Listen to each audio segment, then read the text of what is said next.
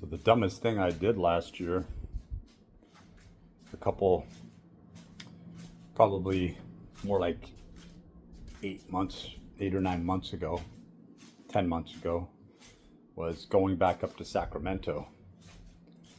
I should have kept focusing on what I was doing and trying to fine tune it. And that really ruined me. Being back up in that toxic environment with all those people that were, it's so saturated up there. There's so much toxicity all around Sacramento, that whole area. And I started drinking because I was trying to deal with things that were beyond my scope. I'd already put to rest a very difficult relationship where I was really trying to spiritually assist somebody, and all it ever did was just bring me down to their level.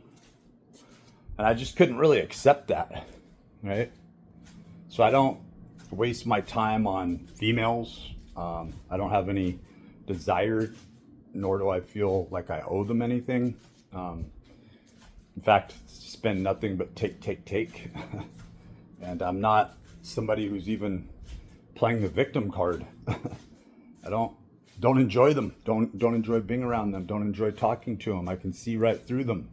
I can feel the little witchcraft and the little dark games that are played. And every damn one of them is like that. They're hardwired into that. So no, I'm not interested in that.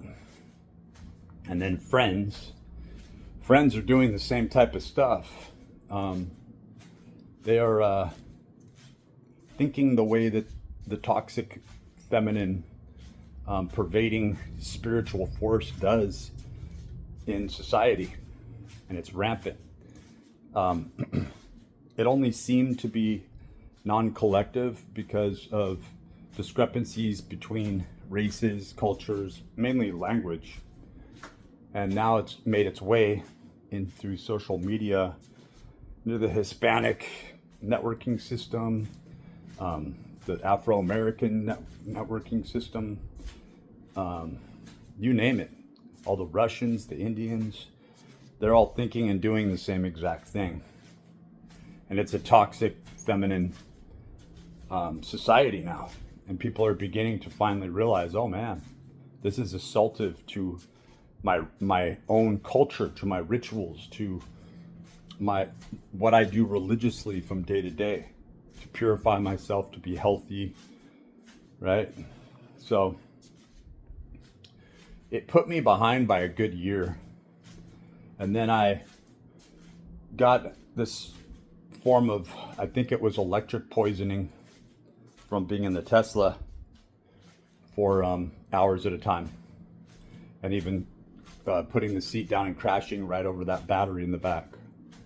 Like I literally would feel this buzzing and feel like I was being fried from the battery. And always around battery charging stations, you know. So I feel a lot better being away from EVs. And I can't say that that's something that's even provable because, you know, it's all bullshit, right? It's all cover up, you know. You'd have to pass some groundbreaking precedent in the court system and really have irrefutable evidence. But I found that my uncle, who passed away and still looked really good for his age, you know, he's like 75 years old. He always looked a good 10 years younger to me, at least. He was a diabetic, took insulin shots, type 1.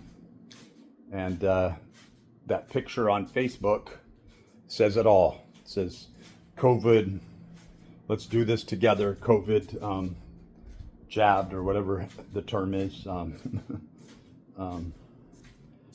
So he was full on board with the COVID thing, and he had congestive heart failure. You know, his sister, I'd say my mother, but it's his sister. It ain't my mother. Ugh. She's an evil person. She actually said the most ignorant thing is that it was from cigarette smoking years ago, because he liked to smoke years and years ago. No, Irene, that's not what caused his death. And so I really encourage people to follow Dr. John Campbell and try to keep themselves updated on the things that he's reporting, because I mean, it's very incriminating, right? But what are you going to do? Slam Fauci against the wall 1,000 times? I mean, people would like to, right? Or look at everyone else that's connected. You think that's ever going to happen? Right? So we live in the rigged system, and there's really nothing that we can do about it except for focusing on your energy as an individual, and trying to try to first become as pure as possible. You gotta, what Plato talked about, right? You have your spirit, your reason for doing things, your spirit, and your appetite, right? So you really have to go through those things regularly, right? Where your reason for doing anything is when you look at your child, right? And hopefully you regard your child this way, in that you want them to live in a purified world, and you know that it's not. There's nothing pure about it at all. So it's, how do I offer them an ability to be as pure as possible and not get railroaded over by all these psychopaths, right? And, that's something, I'm going to come back to this, but that's something that really, really bothers me. Is that you have Edmund Kemp, right? And you also have many, many other serial killers. You got David Berkowitz. These guys are in their 70s, 80s. They live long, happy lives. How does that make you feel?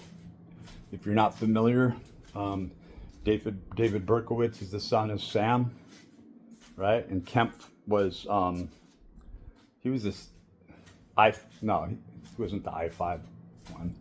There's that guy too that did that shit up in Sacramento. And they're all killing women, and they actually don't feel bad about it. They might say they do, but they're extremely logical people. Edmund Kemp is 6'9". At least he was in his younger years. Huge guy. Probably if he's 6'9", he's got to be like 450 pounds. Probably teetered at 500 pounds at one time, right? So we probably pick these women up with one hand, right? Probably strangled them with one hand. And so when you're talking about this toxic femininity, and you look at these process CIA, that's what I think they are. I definitely, now that we know what we know about psionics, we've heard about the voice of God. We heard the rumors for years before that, right? And then we know that these quote unquote anti-gravitics, we'll just leave it at that, right? We won't get into that. But supposedly this technology was available and used in the 1940s. I think it goes back way further than that. Here I am walking, I'm at 9.62 miles for the day.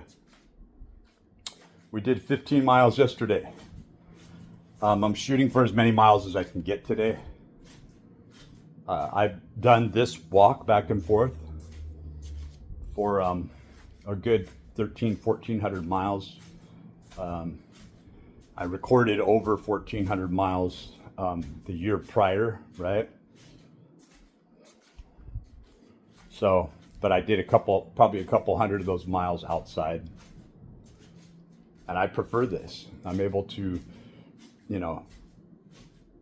completely, like, this does transfer, just so you know, this does transfer over to, like, you think, oh, you're just doing legs. Once you go outside, you're not going to be able to keep continuing walking. And it's like, yeah, I do. This does transfer directly over to that. I used to worry about, like, the way I turn and innervate certain muscles. I don't really focus on that.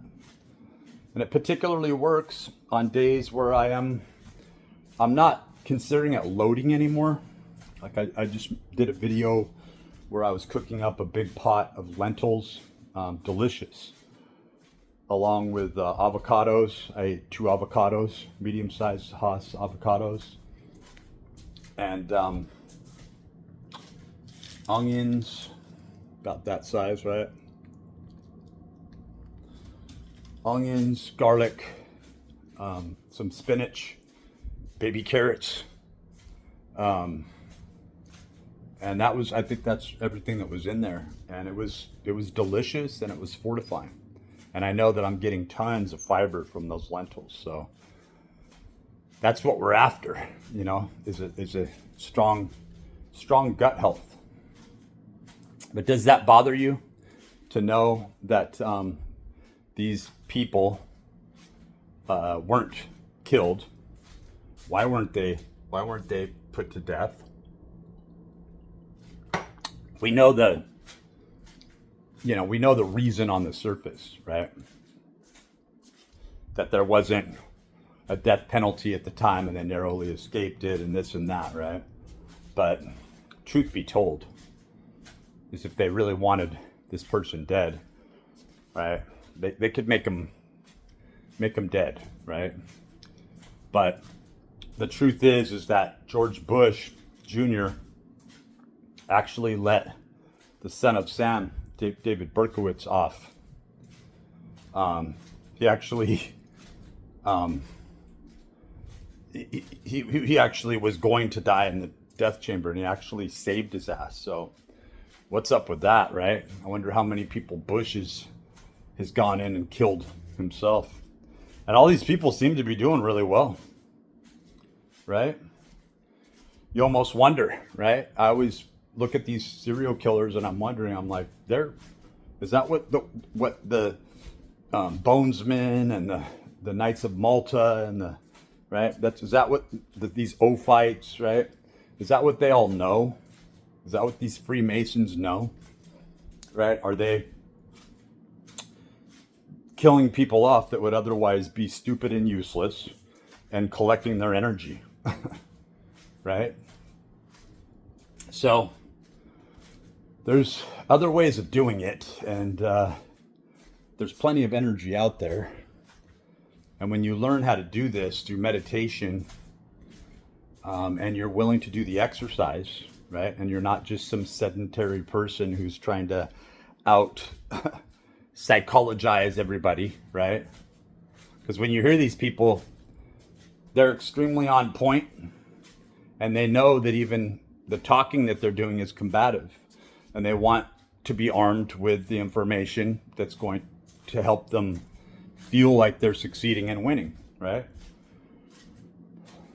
So they were probably process triggered. In fact, when they thought that they were hearing or feeling impulses to go kill somebody, there was probably something on the other end telling them exactly what to do, and it probably had to do with technology and the government. They've admitted to such, where they had technology developed. This is all part of the voice of God thing. And this was for the military, right? And they would tell people, go kill yourself, right? They wanted to see if they could be active in a real-time scenario to get somebody to go out there and just do the most heroic shit. And they probably did do that. And that's probably what these wars were all about. Was before the rest of society knew what was going on, they were in there, right, cymatically in the trenches, using a psionic type frequency and talking right into these people's heads, to the point where it's like, go be a hero, be a hero. They can make you supposedly hear your own voice in your own head. They have the technology to be able to do this, right? So that's what I've wondered. I've wondered very heavily, what is technology and what is spirituality, right? So we go back into that. We go back into the reason, the spirit, and the appetite, right? So when you're told that the reason you're alive right, is this, and that's what they do. They go back to these Platonic truths, right? And this leads to a solidified or Platonic solid states, right, of mind, of matter, what we assume, and then we can progenerate something into form, right? So what we end up doing is we think that we're being prescient, right? We think that we're seeing things in the future or having sort of a second sight, but it's telling you where to go and what to do, right? It's directing you. So when you get into your reason, it needs to be a pure reason, right? And when you get into the spirit, that's what we're doing right now. We're moving. This is a spiritual act because I'm in a process. And when you're sitting, you can get exhausted remote viewing or going outside your body, as they say, and extending your consciousness in other places, right? When you're always projecting. So the spirit is something that ties into reason, where you're trying to spiritually do the things that make you pure and purify yourself. And that is, there's a lot of psychology involved in that, but it involves denouncing the people that have cast spells against you, done things to you. In other words, if you wanted to think of it more technical and more mechanical, you would simply see it as, if you're not saying good things about yourself and you're not being prescient with your own future scope, right? Then someone else is going to.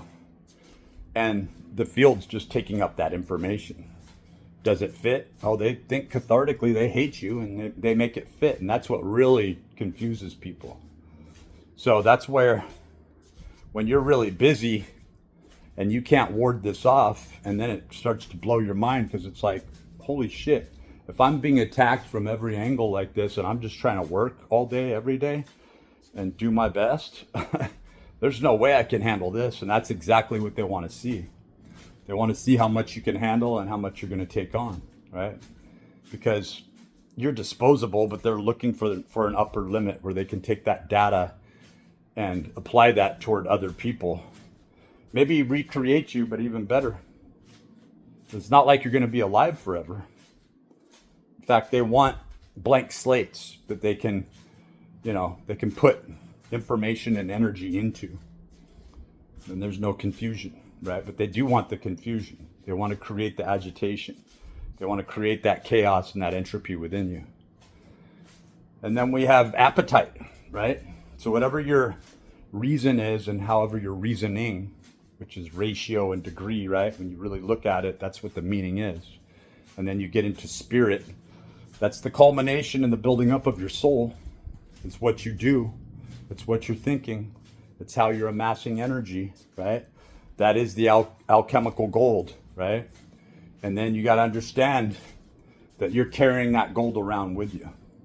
When you have a massive soul and you've built up this soul energy, right? And you no longer buy their bullshit about you. Them talking through microphones, that's the truth. There's somebody doing a psyop on you that's just being paid as a regular military employee. They're running these programs. And they don't care. They don't know you. And they're probably told, look, don't take it too seriously. Don't get all woo-woo about it, right? When you approach this, it's just your job. Go through the logistics. You're supposed to brainwash these people, right? We want to see direct evidence of how far we can push them, so we can build this perfect compliant soldier, so we can send through Order 66. But yeah, so when you have the reason, you have the spirit, then you understand what your appetite is, right? You have an appetite for more purity. And if you're going the other way, you get this appetite for more impurity, right?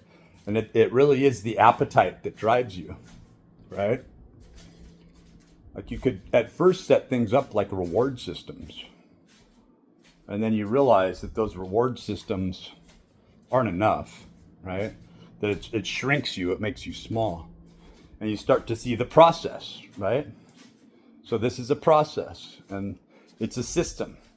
And that's why Nietzsche hated systems, right? And then the whole word process is like you take them through this processing, right? It's linked up with Scientology and Satanism, the CIA, Mossad, MSS, right? KGB, it's all part of the same shit. It's a global organization. They just speak different languages. But at the highest level, they have to agree on having this covert government agency that no one really knows about. Except for Putin and Xi. They know. That's why they're imperial rulers. And this is what Trump wants to do. He wants to trump the Constitution and stay in there for as long as he can. He's absolutely an ineffectual, terrible human being. And only greedy people are going to do well in that administration. And something's going to happen. I guarantee. That fat bozo is ruining a lot of people's lives, you know? But you could say that it's shaking things up, right? So it really gets back into Jason Giorgiani's discussion on the spinners. He's spinning everything. He's a Gemini. I mean, Geminis are evil people. They're straight up evil people. That sign should not even exist. They're the worst people on the planet. And they're so covert and backwards and so plotting, you know. So what's in our future? I personally am just waiting to see what the hell this Pacific volcanic eruption does, and whether, you know, they don't tell us anything. And we're going to have to start knowing. I mean, a lot of these people that are in these secret op organizations, they're paid so handsomely, and they think their job's so important, and that's what they want. But they're on the outs with all this information too. They don't just have a clean way to get into all archives of all information. They're not allowed into it. So they must be the most paranoid and suspicious of all. We're talking like Lou Elizondo and on, right? And they're part of the process. They're working with and for the process. So we probably are over 10 miles by now. Yep, 10.2. And we're going to take a little breather.